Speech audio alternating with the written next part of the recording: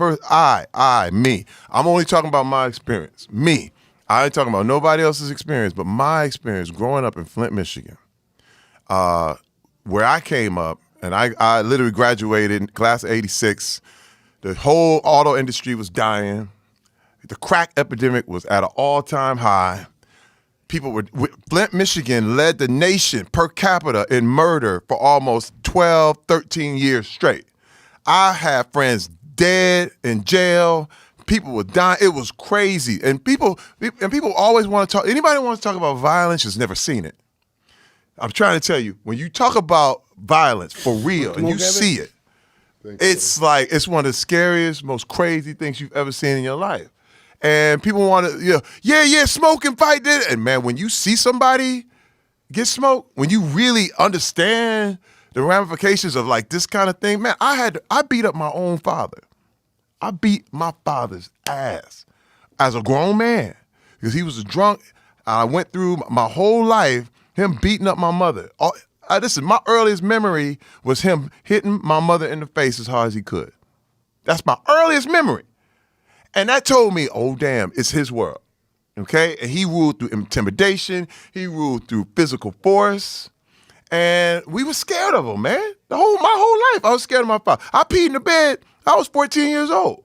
Because I wake up, I didn't know what was going to happen. I'm still afraid of my father. I would never fight my father. Come on, man. I was a world champion because I know he would shoot you. He would kill you. He would kill you. I knew that for a fact. I knew that as an adult. I was always respectful.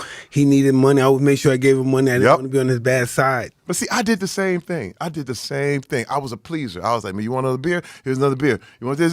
No. Yes, sir. Yes, sir. But pull your pants up. My pants up, sir. No. But this is the thing. I became a grown man.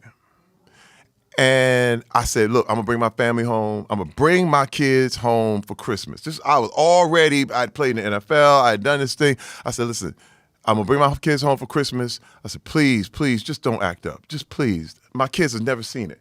My kids have never seen nothing crazy. Man, I bring them home. I'm out there hanging out with my wife and my kids. I'm hanging out with my wife. We about to go out. My kids are left them at home. Man, I get a call from my aunt. Oh my God. He hit your mama in the face. He knocked her tooth sideways. He knocked her tooth loose. I said, what? Are you kidding me? Like I spent my whole life trying to keep my kids out of this. And all of a sudden, I bring you home one time. I just ask you promise me you're not gonna trip? And he just did that to show me he could do whatever he wanted to do. I said, take the kids to the aunt's house. I dropped my wife off at the aunt's house. I drove to the house. I went home. He was still there. I said, man, it's me and you. And I beat his ass for hours. Now, Mike, let me tell you something.